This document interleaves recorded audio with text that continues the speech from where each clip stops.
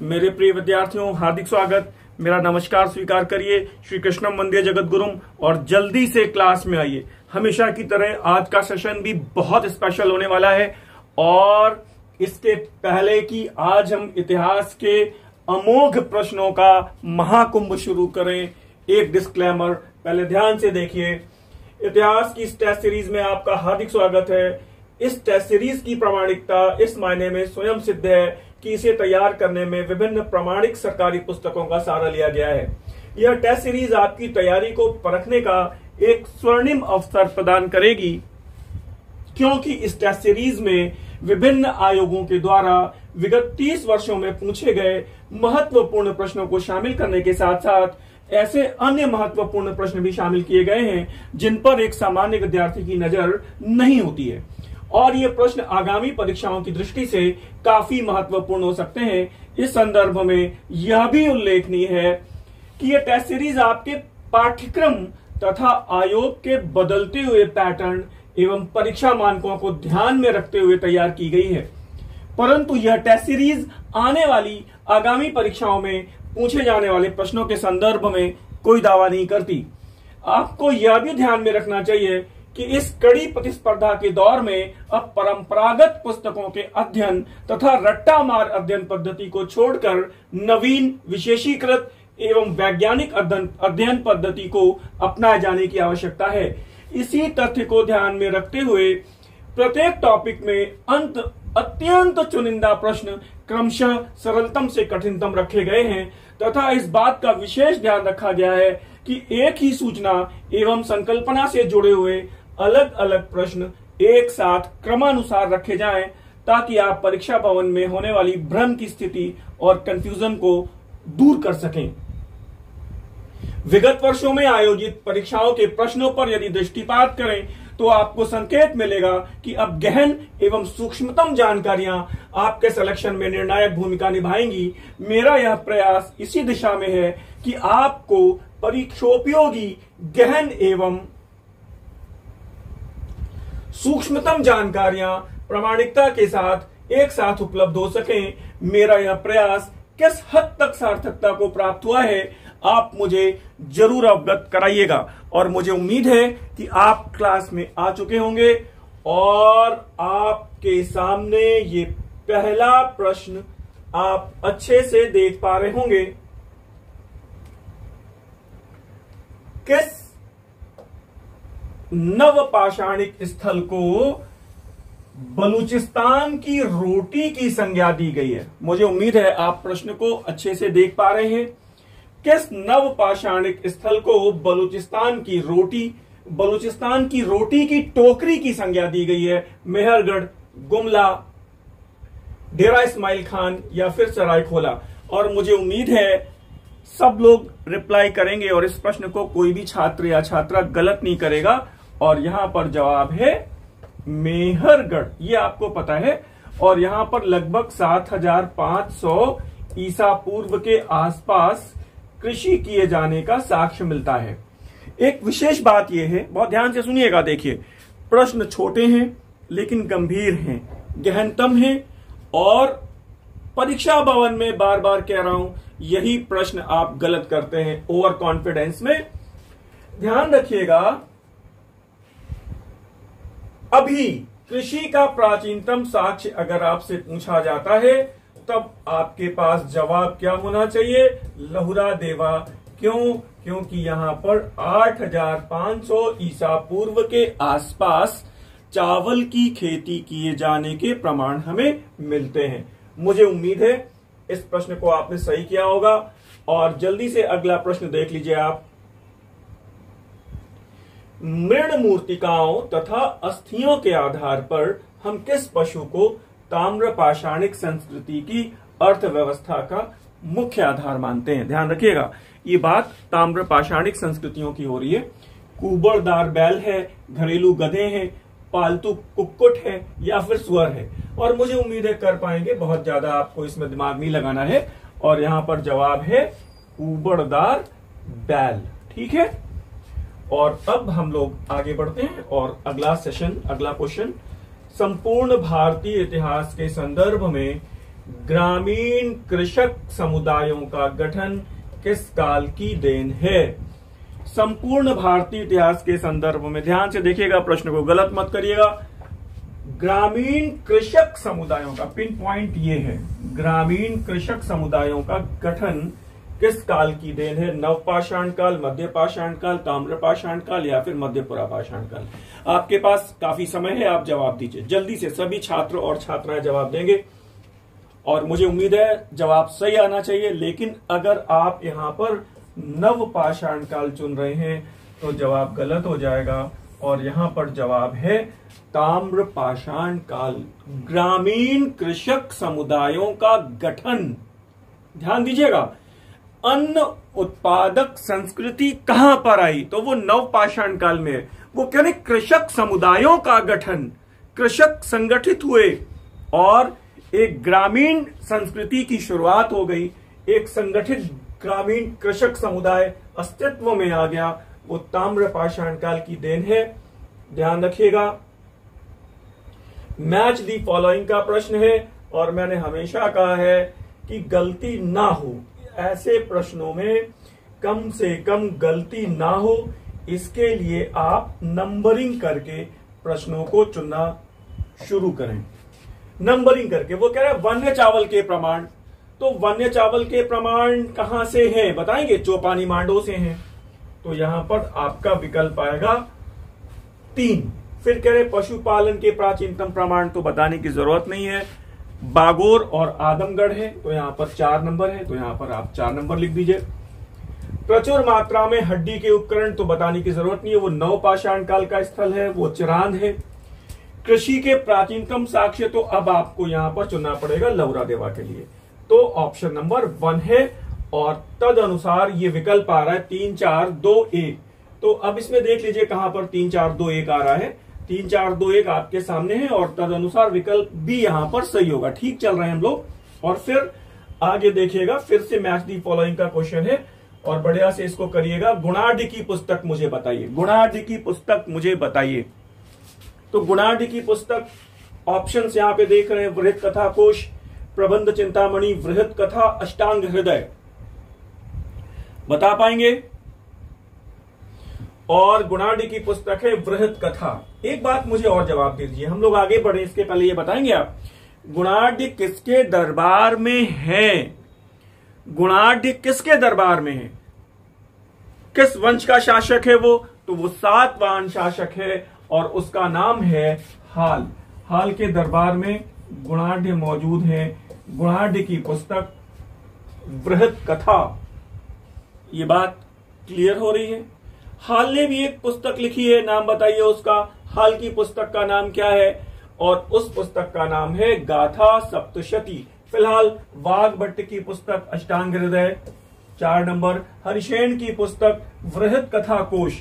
ध्यान रखना, ये हरिशेन समुद्रगुप्त के राजकवि जो थे वो नहीं है, ध्यान रखिएगा। 2 हरिशेन हैं, एक प्रयाग प्रशस्ति के रचनाकार हैं और एक वृहत कथा कोश के रचनाकार हैं। और मेरुतुंग की चिंतामणि हमेशा पूछी जाती है, तो ये 2 3 4 1 2 तदनुसार आप देख लीजिएगा ऑप्शन यहाँ पे जो भी उत्तर आएगा 3 4 1 2, यानी तदनुसार डी वाला उत्तर आएगा। क्लियर हो रहा है? बातें क्लियर हो रही हैं? मेरी बातों को बहुत गंभीरता से लीजिए। मैंने आपको बताया है मौर्य काल में परहीनक किस प्रकार का कर है। मौर्य काल में परहीनक, ध्यान दीजिएगा, परहीनक किस प्रकार का कर है। तो आगे का ऑप्शन भी देख लीजिए, फिर देखते हैं हम लोग। राजकीय फसल को नुकसान पहुंचाने पर की गई क्षतिपूर्ति, ये तो एक ऑप्शन हुआ। दूसरा ऑप्शन देख लीजिए, आपातकालीन परिस्थितियों में लगाया गया कर, सेना को दी जाने वाली रसद की आपूर्ति या फिर बेगार। अब बताइए परहीनक किस प्रकार का कर है? देख पा रहे हैं आप? तो मौर्य काल में परहीनक बेसिकली राजकीय फसल को नुकसान पहुंचाने पर की गई क्षतिपूर्ति है। ध्यान रखिएगा, इस प्रश्न को गलत ना करिएगा। परहीनक किस प्रकार का कर है, मतलब एक तरह का ये दंड है, क्षतिपूर्ति के लिए लिया जाने वाला दंड है, आर्थिक दंड है। वो कह रहे हैं कि अगर राजकीय फसल को नुकसान पहुंचा दिया जाए तो एक टैक्स देना पड़ेगा आपको, और वो है परहीनक। मुझे उम्मीद है ये बात क्लियर हुई होगी। और अब एक बड़ी बात यह है कि परिहारक क्या है, मुझे बताएंगे परिहारक क्या है। एक बड़ी बात यह भी है, पहले इसको आप देख लीजिए, मुझे थोड़ा ये बता दीजिए परिहारक क्या है। मौर्य काल में एक तो परहीनक पता चल गया, मौर्य काल में एक आपने अभी देखा कि राज की फसल को अगर नुकसान पहुंचाएं तो वो टैक्स लगता है, आर्थिक दंड लगता है क्षतिपूर्ति के लिए, परहीनक। और माय क्वेश्चन इज परिहारक क्या है। परिहारक प्लीज रिप्लाई करिए जल्दी से भाई, रिप्लाई तो करना चाहिए आपको, इतनी बढ़िया। परिहारक का मतलब है करमुक्त गांव। कौटिल्य ने गांवों को करमुक्त किया है कुछ विशेष शर्तों पर। तो मौर्य काल में करमुक्त गांवों को परिहारक कहा गया है। कुछ विशेष शर्तों पर कौटिल्य ने गांवों को मुक्त किया है। वो विशेष शर्तें फिलहाल अभी हम यहां पर डिस्कस नहीं कर रहे हैं। परिहारक करमुक्त गांव है, मौर्य काल की बात हो रही है। आपातकालीन परिस्थितियों में लगाया गया कर क्या है, तो आपको पता है वो कर कहलाता है प्रणय कर। मुझे उम्मीद है आपको पता होगा। सेना को दी जाने वाली रसद की आपूर्ति वो कहलाती है सेना भक्त। तो ये भी क्लियर ही हो रहा है, मुझे लगता है काफी चीजें आपकी यहां पर क्लियर हैं। और मैंने हमेशा अभी आपसे कहा, कल के लेक्चर में भी कहा कि पहले ध्यान रखिए अपने प्रश्न के नेचर पे, अपने आयोग के द्वारा पूछे जाने वाले प्रश्नों की प्रवृत्ति पर ध्यान रखिए, टॉपिक कैसे पढ़ना है इस पर नजर रखिए। और मैं कहने में इस बात को थोड़ा सा मुझे कभी संकोच भी होता है, अधिकांश 50% से ज्यादा ऐसे छात्रों की संख्या है जिनको ये पता ही नहीं है कि कंपटीशन का नेचर क्या है, किस प्रवृत्ति के प्रश्न किस परीक्षा में पूछे जाएंगे। यही टॉपिक मौर्य काल में अगर यूपीएससी पूछेगा तो किस ढंग से प्रश्न पूछेगा, असिस्टेंट प्रोफेसर और यूजीसी पूछेगा तो किस ढंग से पूछेगा, टीजीटी पीजीटी में पूछा जाएगा तो किस ढंग से पूछा जाएगा। आप जब बाजार में कुछ खरीदारी करने निकले हैं ना, तो आपको ये पता होना चाहिए कि एग्जैक्टली आपको चाहिए क्या। और अगर आपको ये नहीं पता है कि आपको चाहिए क्या, तो निश्चित तौर पे आप धोखा खा जाएंगे। घर से निकले आम लाने के लिए, माँ ने कहा जाओ आम ले आओ, तो ये आपको पता होना चाहिए क्लियर कट कि कच्चा आम लेना है कि पका आम लेना है। अब गए वहां पे और आपने आम खरीदा, लाके दिया, माँ ने कहा मैंने पके आम मंगाए थे, तुम कच्चे ले आए। तुम दुकानदार के पास लेके गए, उसने कहा हम वापस नहीं करेंगे। तुमने ये कहा ही नहीं कि हमें कच्चा चाहिए कि पक्का चाहिए, तुमने कच्चा लिया, हमने कच्चा दिया। मेरी बात समझ रहे हैं? इसी तरह आपके पास कंपटीशन के लिए एक क्लियर कट विजन नहीं है। विजन, आपका अप्रोच बहुत काउंट करता है। मैं कई बार कह चुका हूं कि पीजीटी टीजीटी की परीक्षा में असिस्टेंट प्रोफेसर और यूजीसी नेट की अप्रोच, यूपीएससी की अप्रोच आपको घातक नुकसान पहुंचाएगी, घातक नुकसान पहुंचाएगी। क्यों? क्योंकि पढ़ सब लोग बहुत बढ़िया रहे हैं, अटेम्प्ट वहां पर कौन बढ़िया से करेगा ये मानने वाली बात है, ये जानने वाली बात है। फिलहाल अब आप आइए, हर्षवर्धन के दरबार में भारत आने वाला चीनी राजदूत कौन था? हर्षवर्धन के दरबार में भारत आने वाला चीनी राजदूत कौन था? Faxian, Yuan Chwang, Liang Huiqing, वीली। और फिर मैं कह रहा हूं, अगर आपने यहां पे युआन चुआंग या ह्वेनसांग को चुना है तो ये बात मैंने कल भी बताई थी, ये गलत है। ये है लियांग हुइकिंग। अब आपको ये जान के फिर हैरानी होती, बोले सर हमने तो ह्वेनसांग पढ़ा है। ह्वेनसांग एक यात्री है, एक यात्री है और वो अपने व्यक्तिगत खर्चे पर यात्रा पर आया है, जबकि राजदूत एक शासक के द्वारा, एक शासक के दरबार में राजकीय खर्चे पर भेजे जाते थे। और मैंने आपको यह बताया कि भारत में, प्राचीन भारत में केवल 7 राजदूत भारत में आए हैं, 4 यूनानी और 3 चाइनीज। पहला मेगास्थनीज, दूसरा डाइमेकस, तीसरा डायनोसियस, चौथा हेलियोडोरस। ये 4 यूनानी राजदूत हैं, 3 चाइनीज हैं, लियांग हुइकिंग, वांग वेनेत्सी और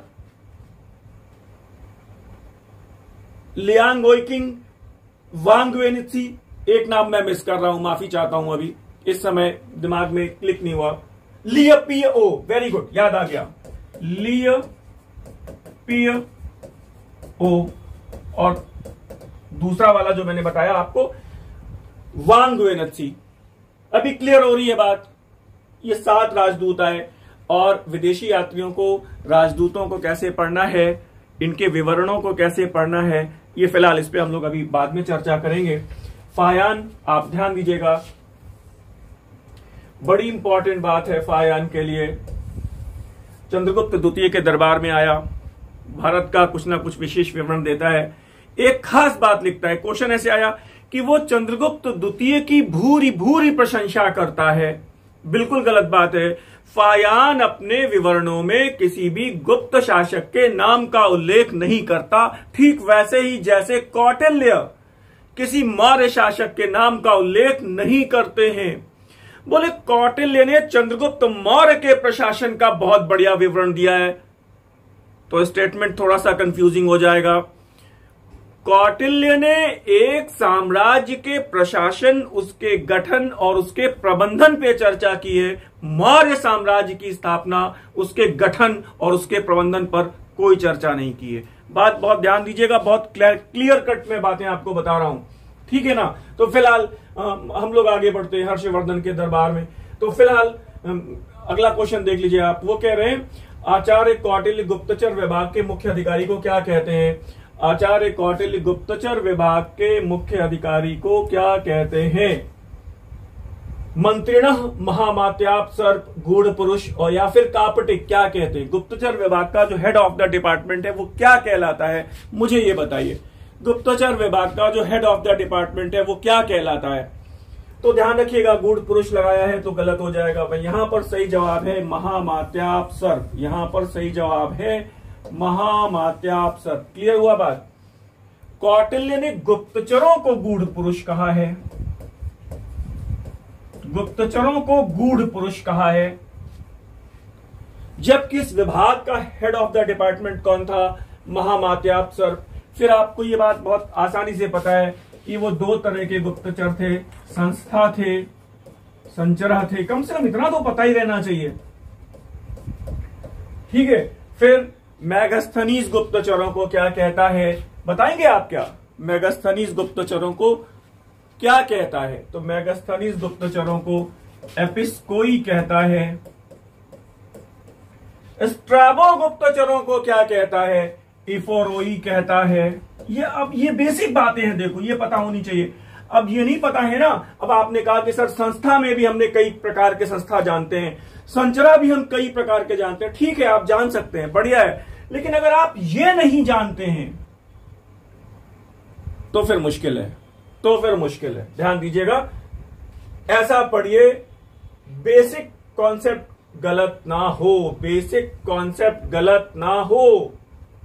बहुत बढ़िया बातें यहां पे आ रही। मौर्य काल में कौन से अधिकारी रिश्वत लेने के लिए बदनाम थे, कुख्यात थे? राजुक, धर्मस्थीय, प्रादेशिक या युक्त? कौन है? ऑप्शन आपके सामने चारों हैं और जल्दी से आप चाहें तो मुझे जवाब दे सकते हैं।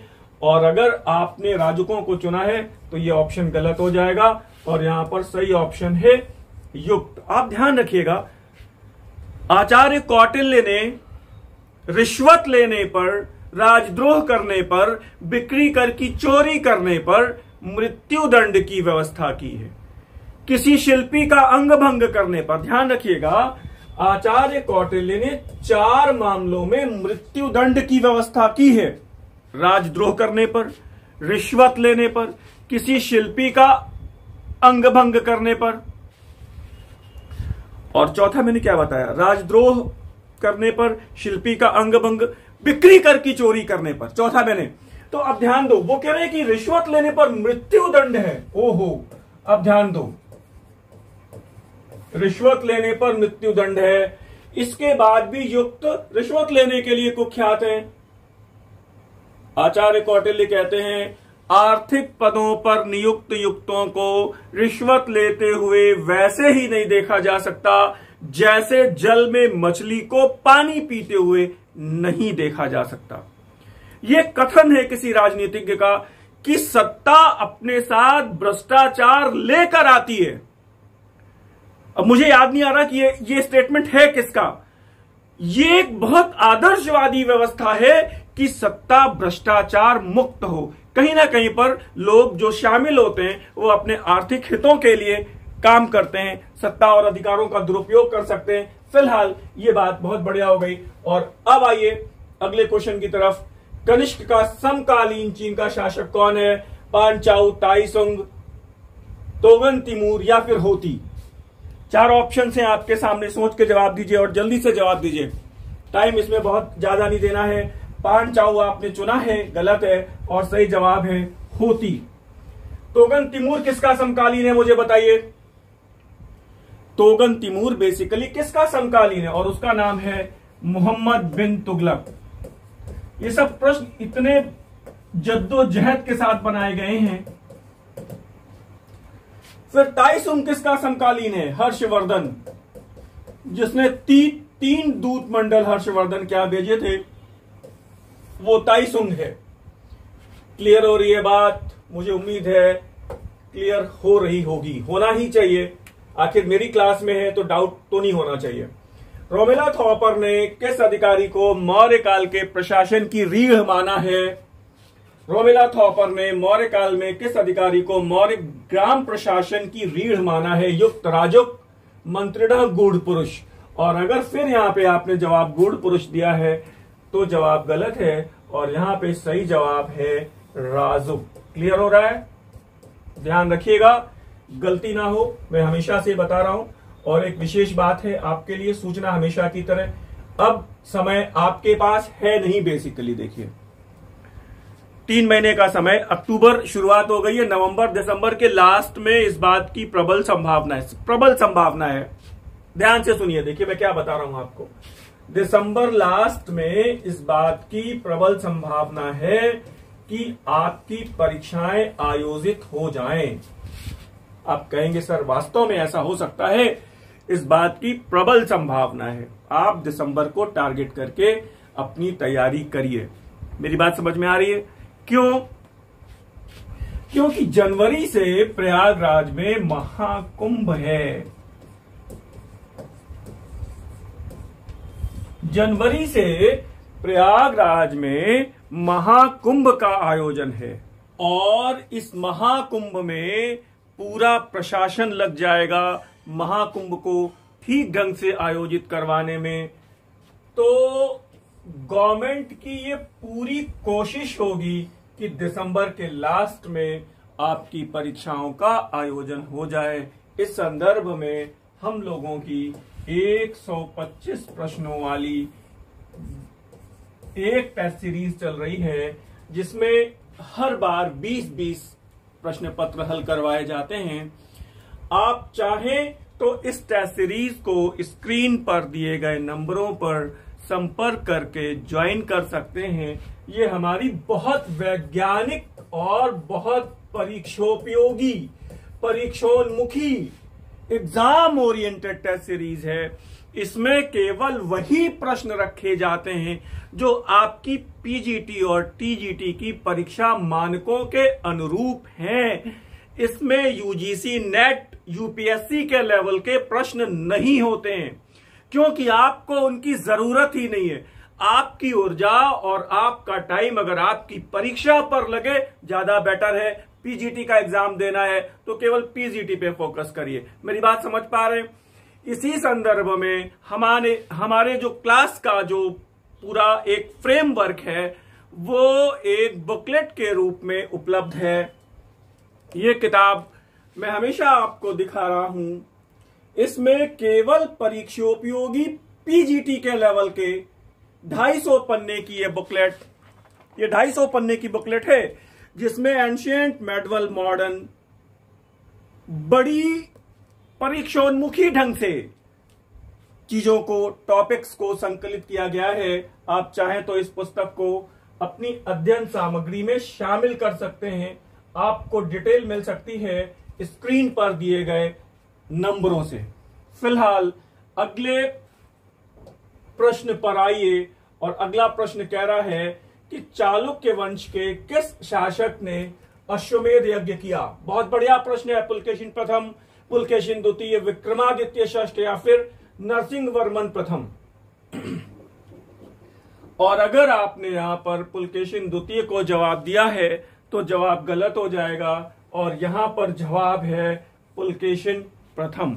हमेशा दिमाग जाता है पुलकेशिन द्वितीय पे, महाप्रतापी शासक है, हर्षवर्धन के साथ उसका युद्ध हुआ है, पता है पूरी तरह से। हर्षवर्धन ने उसके उत्तरी अभियान को रोक दिया, नर्मदा नदी के तट पर वो युद्ध हुआ। तो फिलहाल बाकी सारी चीजें आपको पता ही हैं। आइए अगले प्रश्न की तरफ नजर डालते हैं। भारत के विभिन्न व्यापारिक मार्गों के तुलनात्मक गुणों का बुद्धिमत्तापूर्ण विवेचन किसने किया है? कौटिल्य ने अर्थशास्त्र में किया है, मैगस्थनीज ने इंडिका में किया है, टॉलमी ने अपनी भूगोल पुस्तक में किया है, या फिर प्लिनी ने अपनी नेचुरल हिस्टोरिका पुस्तक में किया है। और यहां पर आप कर पाएंगे क्योंकि कौटिल्य ने किया है और कौटिल्य उत्तर और दक्षिण भारत के मार्गों का तुलनात्मक विवेचन करते हैं, दक्षिणा पथ को ज्यादा लाभदायक बताते हैं। आप देख पा रहे होंगे रिमार्क दिया हुआ है। और क्योंकि दक्षिण से बहुमूल्य व्यापार की वस्तुएं, मुक्तामणि, हीरे, शंख इत्यादि आते थे, तो मार्गों का तुलनात्मक विवेचन कौन करते हैं? वो कौटिल्य करते हैं। फिलहाल ये देखिए, किस ब्रिटिश राजनीतिज्ञ ने सर्वप्रथम यह स्वीकार किया कि 1857 का विद्रोह वास्तव में एक राष्ट्रीय विद्रोह था? किसने स्वीकार किया? कैनिंग है, डिज़रायली है, रिपन है या फिर क्लेमेंट एटली है? और मुझे उम्मीद है इस प्रश्न का, सरल प्रश्न का सही जवाब दे पाएंगे और वो हैं बेंजामिन डिज़रायली। आगे का प्रश्न देख लीजिए आप। अब यहां पे एक बात और है, यहां से दो प्रश्न बड़े कॉमन, बड़े बार कई बार पूछे गए हैं। दो कॉमन प्रश्न। 1857 का विद्रोह भारत का प्रथम राष्ट्रीय स्वतंत्रता संग्राम था, किसने कहा? विनायक दामोदर सावरकर ने कहा। तथा कथित 1857 का विद्रोह ना तो प्रथम था, ना तो राष्ट्रीय था, ना तो स्वतंत्रता संग्राम था, किसने कहा? आरसी मजूमदार ने कहा। 1857 का विद्रोह गर्मी की आंधी की भांति क्षणिक था, किसने कहा? सुरेंद्रनाथ सेन ने कहा। 1857 के विद्रोह के जो पुस्तक लिखी जानी थी उसके सरकारी इतिहासकार कौन थे? सब प्रश्न कई बार आए। 57 का विद्रोह हमेशा फोकस करिएगा, यहां से प्रश्न छूटने नहीं चाहिए। फिलहाल आगे देख लीजिए अगला प्रश्न क्या कह रहा है। 1857 के विद्रोह के समय कानपुर में वह ब्रिटिश कमांडिंग ऑफिसर कौन था जिसकी हत्या सत्ती चौरा नामक स्थान पर कर दी गई थी? कानपुर में वह ब्रिटिश कमांडिंग ऑफिसर कौन था जिसकी हत्या सत्ती चौरा नामक स्थान पे कर दी गई थी? बताइए। Hugh Wheeler, John Nicholson, Hugh Rose या फिर हेनरी लॉरेंस? और मुझे उम्मीद है शायद आप सही कर पाएंगे और वो है ह्यूज व्हीलर। ठीक है ना, नंदाना साहब के सैनिकों ने इसको मार दिया था। फिलहाल चीजें आपको पता है और अगले प्रश्न की तरफ आइए। फैजाबाद में 1857 के विद्रोह में अंग्रेजों के विरुद्ध जिहाद की घोषणा करने वाले मौलवी अहमदुल्ला, जिन पर अंग्रेजों ने 50,000 का इनाम भी घोषित किया था, मूलतः कहां के रहने वाले थे? तो यहां पे देखो दो प्रश्न तो ऑलरेडी मिल रहा है कि जिहाद की घोषणा किसने की? मौलवी अहमदुल्ला ने की। ठीक है ना, 50,000 का इनाम किसके ऊपर घोषित किया गया? 57 के विद्रोह में मौलवी अहमदुल्ला पे। वो कह रहे थे कहां के, मूलतः कहां के रहने वाले थे? तमिलनाडु में अरकाट के, महाराष्ट्र में सतारा के, अवध में लखनऊ के, बंगाल में कलकत्ता के। और मुझे लग रहा है अगर यहां पर ये चुन रहे हैं तो गलत है और वो तमिलनाडु में अरकाट के रहने वाले थे। मुझे उम्मीद है आप कर पा रहे होंगे। अगला प्रश्न देख लीजिए। 1857 के विद्रोह के किस नायक के बारे में अंग्रेजों ने कहा कि वे अदम्य साहस के गुणों से परिपूर्ण और दृढ़ संकल्प वाले व्यक्ति थे तथा विद्रोहियों में सर्वोत्तम सैनिक हैं? कितनी बढ़िया बात है, बढ़िया प्रश्न है ये। अब आप देख के बताइए।